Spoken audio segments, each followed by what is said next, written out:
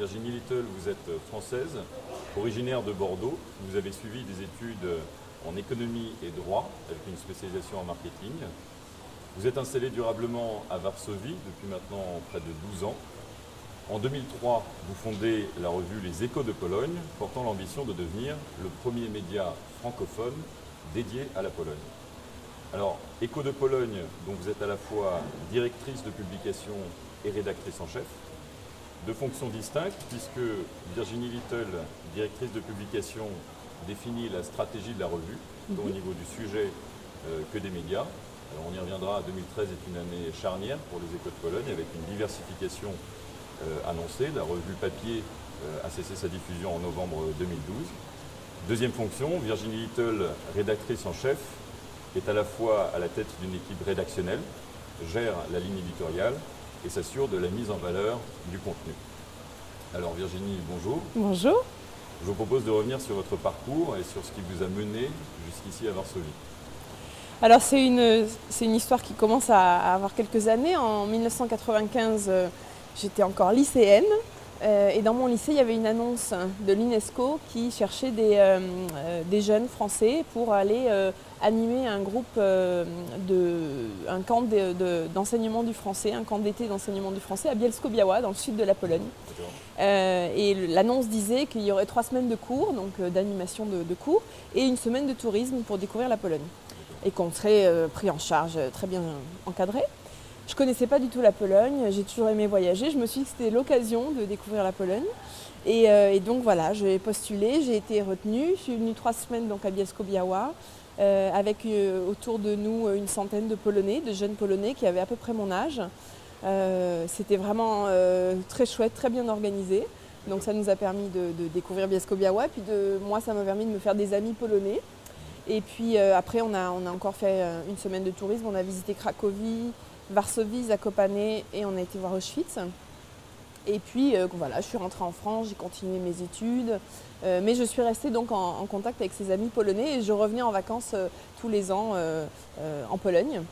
Et puis en 2001, j'étais déjà installée à Paris, je travaillais, mais j'avoue que j'en avais un peu marre de la France. Je trouvais qu'il y avait une ambiance de complaintes sans cesse.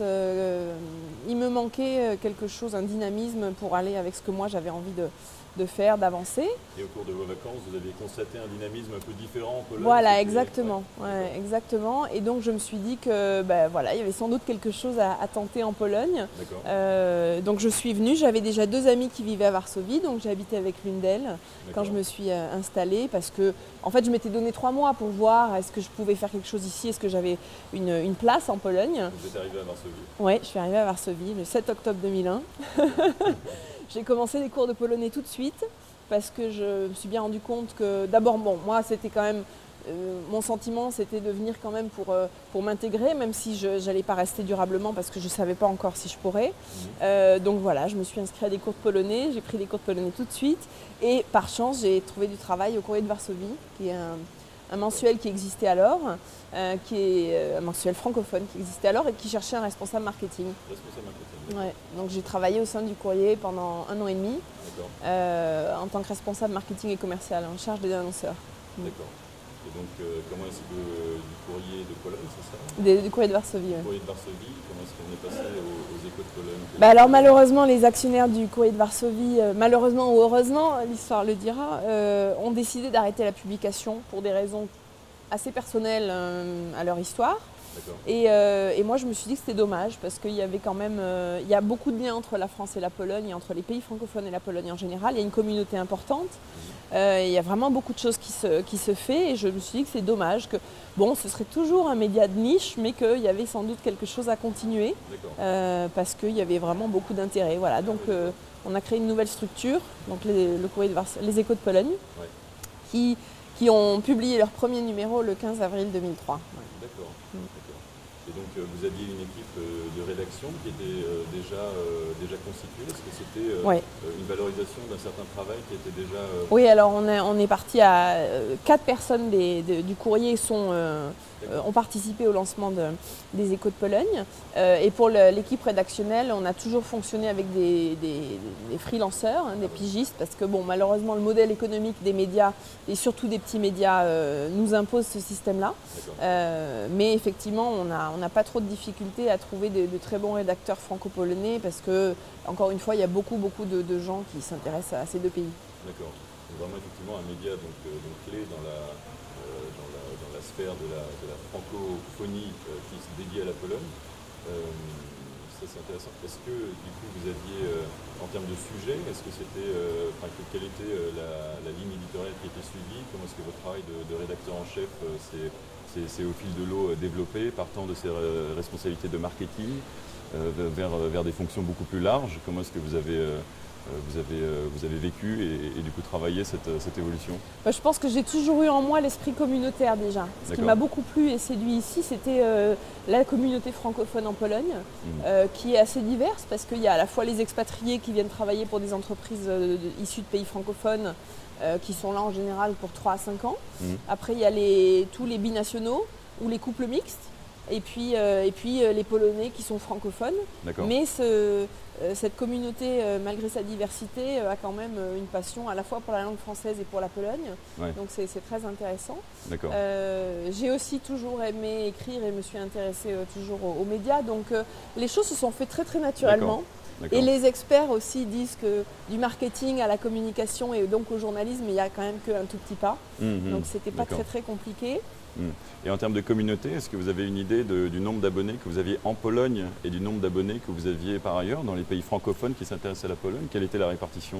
Alors nous, on avait 90% de notre lectorat était quand même plutôt en Pologne. En Pologne, d'accord. Voilà. On tirait à 3000 exemplaires, on avait 400 abonnés. Donc en fait, les abonnés représentaient plutôt une petite partie de notre lectorat. Les gens nous disaient beaucoup qu'ils préféraient aller dans le magasin, acheter le mensuel, le numéro. Ce qui est effectivement pour un mensuel tout à fait faisable parce qu'on a une telle durée de vie qu'on a le temps d'aller dans le magasin pour l'acheter. Je pense qu'aujourd'hui, notre communauté cible est effectivement très large parce qu'elle dépasse bien les frontières de la Pologne et même de l'Europe, j'ai envie de dire. Au Québec, il y a une grande communauté, une grande Polonia francophone. Et il y a quand même des Polonais francophones un peu partout dans le monde. D'accord. Effectivement, on en vient à l'évolution de la formule Les Échos de Pologne. On parlait d'une année charnière, 2013.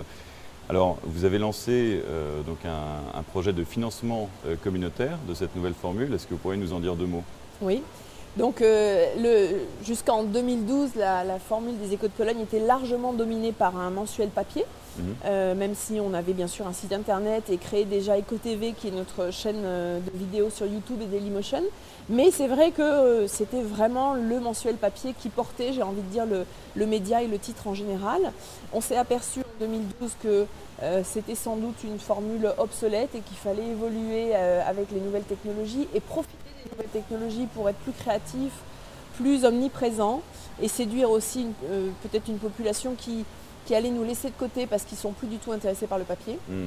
Donc on a effectivement commencé à réfléchir sur une nouvelle formule qui est véritablement un portail multimédia qui va concentrer les médias, les matériaux que l'on faisait déjà, donc la vidéo, mais aussi des podcasts avec notamment l'émission de radio que j'ai le plaisir d'animer, Bonjour Polska, mais également d'autres podcasts viendront rejoindre les matériaux audio. Toujours un mensuel en version électronique avec des liens actifs et tout le dynamisme de ce qu'on peut connaître aujourd'hui grâce aux nouvelles technologies. Et puis en ligne quotidiennement des brèves également concernant l'actualité franco-polonaise ou en tout cas polonaise francophone et francophile. D'accord, donc une offre de service vraiment très complète, articulée autour des différents piliers que vous avez pu développer. Alors rappelons que le principe du financement communautaire repose sur un grand nombre de personnes qui contribuent à hauteur d'investissements modestes par le biais de plateformes. Alors ces plateformes peuvent être soit spécialisées dans certains secteurs comme le cinéma, la musique, l'édition, la mode. La plus connue en France, c'est My Major Company qui a contribué au financement du chanteur Grégoire qui a réussi à lever 70 000 € en 2008. Et on a des plateformes plus généralistes comme Ulule ou KissKissBankBank. Donc je crois que vous passez par KissKissBankBank. Donc le principe, c'est qu'on fixe une enveloppe, on fixe un délai durant lequel l'investissement est ouvert, donc les gens peuvent contribuer, et qu'au terme de ce délai, donc c'est un fonctionnement en tout ou rien, soit donc l'enveloppe cible, alors je crois que dans le cas des Échos de Pologne, c'est 13 000 €, soit l'enveloppe cible est atteinte et le projet peut se réaliser, soit donc l'enveloppe cible n'est pas atteinte et les investisseurs qui se sont déclarés sont remboursés de leur contribution. C'est bien ça? Absolument, absolument. Donc nous, on s'est donné 75 jours pour réunir 13 000 €, ce qui peut nous permettre de financer d'abord techniquement la mise en place de la plateforme, de notre nouveau site internet, donc qui va être cette plateforme multimédia. Également, ça nous permet de fonctionner pendant 1 mois, donc c'est pas beaucoup en termes de trésorerie, et puis d'organiser quand même 3 soirées de lancement, 2 en France et une en Pologne, parce que on pense que ce n'est pas un luxe de s'offrir une petite soirée comme ça, ce n'est pas des gros budgets et c'est important aussi, encore une fois, d'installer la nouvelle formule et de continuer à fédérer la communauté puisque c'est vraiment nous notre vocation. Bien sûr. Et donc, ce que vous proposez comme contrepartie aux personnes qui ont investi, comment est-ce que vous avez pensé la chose? Parce qu'en général, dans le financement contributif collaboratif, ce qu'on dit, c'est qu'on cherche ensuite à mettre en place des contreparties personnalisées. Peut-être parfois même on appelle ça des contreparties émotionnelles. Comment est-ce que vous, les Échos de Pologne, vous avez pensé justement rétribuer les gens qui participent à cette aventure-là?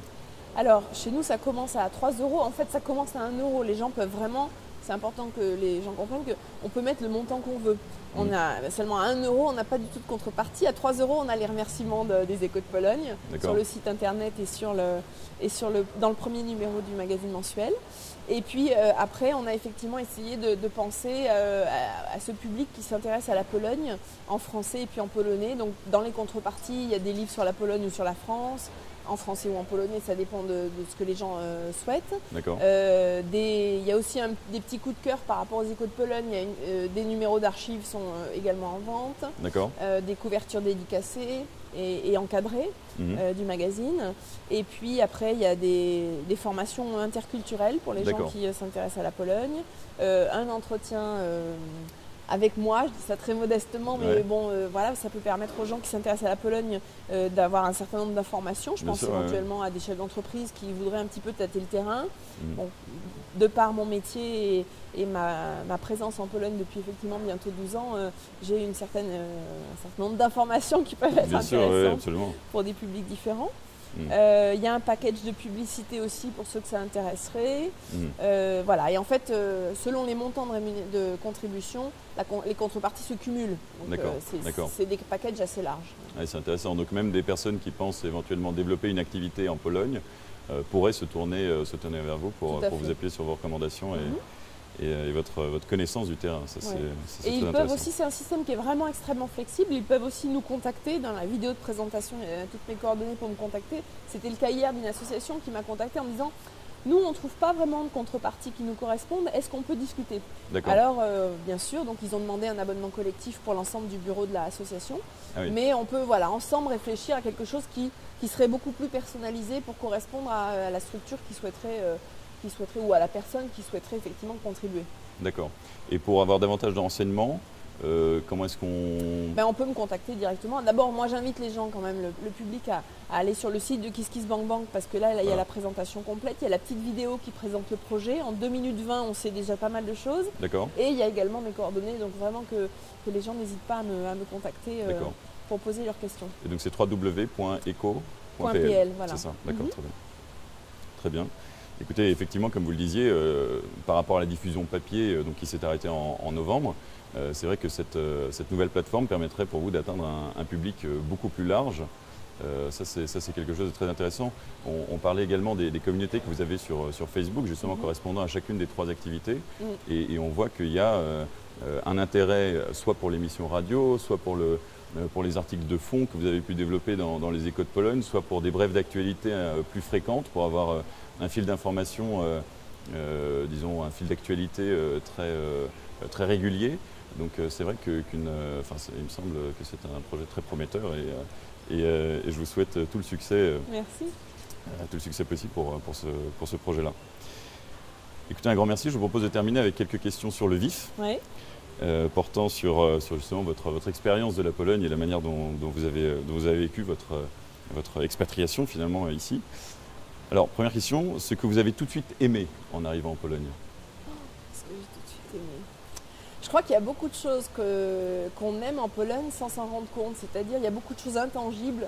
On parlait du dynamisme que j'ai pu ressentir, mais je crois que j'ai mis longtemps à vraiment mettre un mot sur ce qui était. Voilà. Donc, je pense que c'est quand même ce dynamisme-là, avant tout, bien sûr, qui m'a plu et qui m'a donné envie de venir m'installer. Ouais. D'accord. Ce qui vous a le plus étonné lors de votre arrivée? Oh.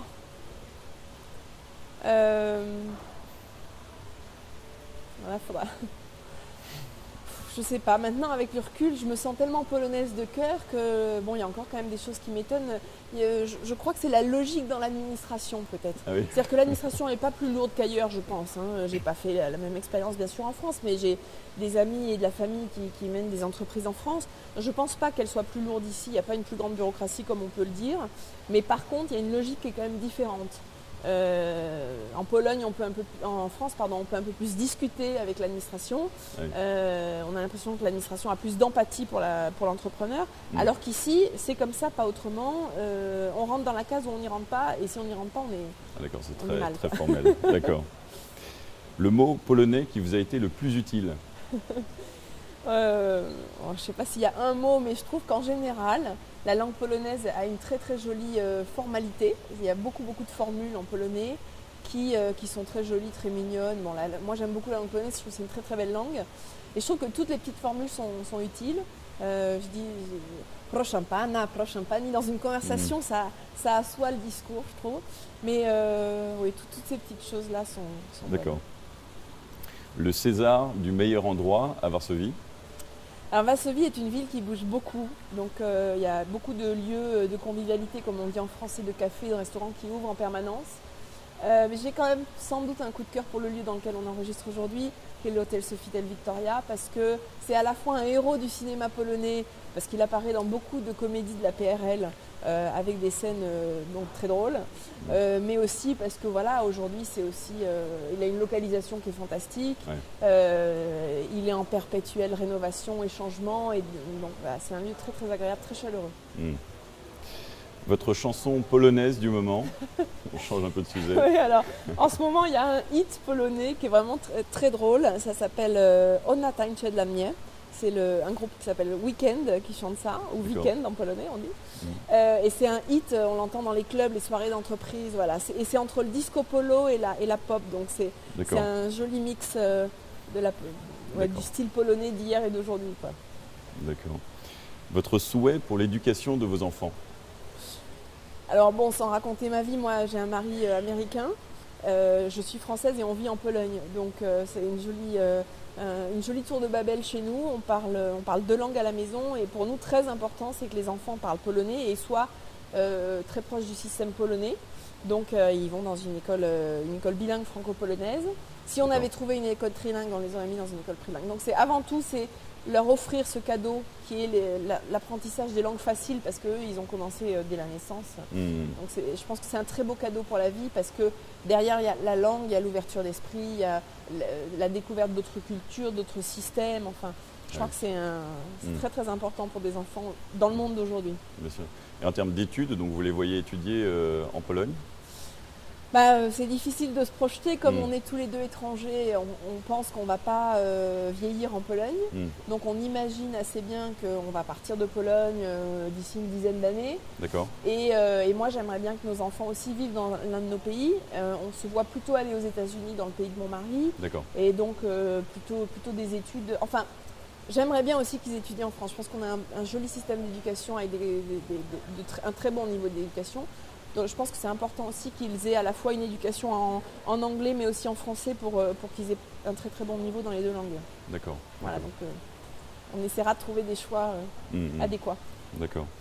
Et dernière question, ce que vous importeriez de France qui est encore introuvable à Varsovie? Quand je suis en France, je suis toujours désagréablement surprise, non pas surprise, parce que je replonge dans ce courant très râleur. Je trouve que les Français sont extrêmement râleurs et assez de mauvaise humeur, donc je dirais un petit peu la mauvaise humeur. Bon, il y en a en Pologne, mais enfin globalement ici il y a vraiment un dynamisme porteur. D'accord, très bien. Écoutez Virginie Little, à nouveau un grand merci pour cet entretien. Tout le succès donc, pour le projet de diversification donc, des Échos de Pologne avec ce financement contributif, on le rappelle, sur KissKissBankBank, qui est ouvert pendant encore quelques semaines. Oui, jusqu'au 17 mars. Jusqu'au 17 mars, rappelons-le. Et pour davantage d'informations, donc www.eco.pl. Absolument. Très bien. Merci beaucoup et à bientôt. Merci à vous. À Merci. bientôt.